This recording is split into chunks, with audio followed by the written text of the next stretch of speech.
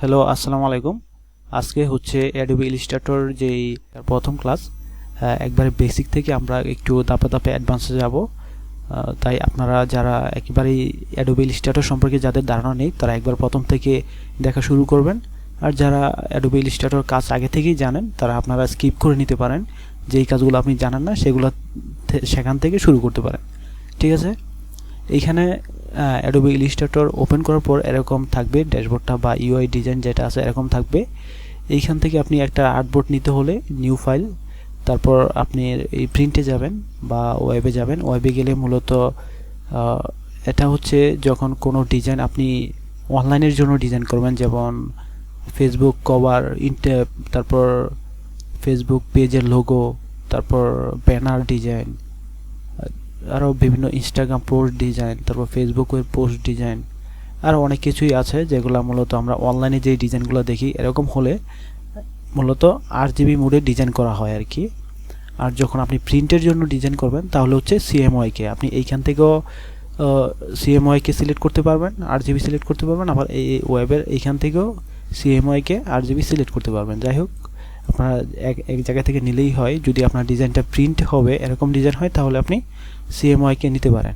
আর যদি আপনার ডিজাইনটা মানে শুধু অনলাইনেই থাকবে, এটা প্রিন্ট হবে না, তাহলে আপনি RGB কালার মোডটা নেবেন। এখন যখন CMYK নেবেন তখন আপনার এইখানে যেই রাস্টার ইফেক্ট বা রেজুলেশনটা থাকবে এটা হবে 300 ppi।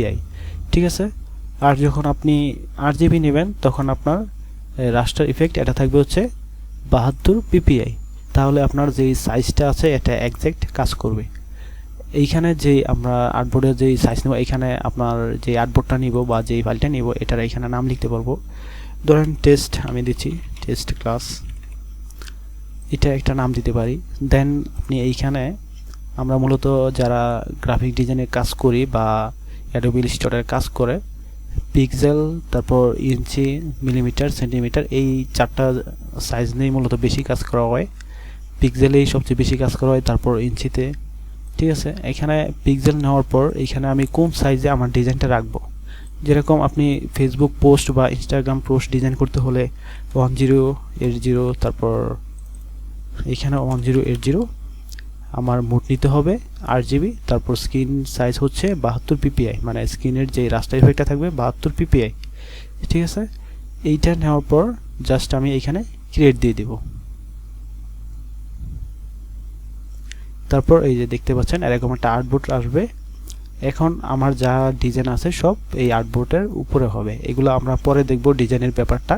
আগে কোন টুলস কি কাজ করে এই জিনিসটা জানা খুবই ইম্পর্টেন্ট অ্যাডোবি ইলাস্ট্রেটরে, নয়তো আপনি ডিজাইন করার সময় অনেক আপনার মানে করতে পারবেন না। কোন টুল কি কাজ করে এটা না জানলে আপনি করতে পারবেন না। তাই সেগুলো আমি ধাপে ধাপে নেক্সট ক্লাসে দেখাচ্ছি।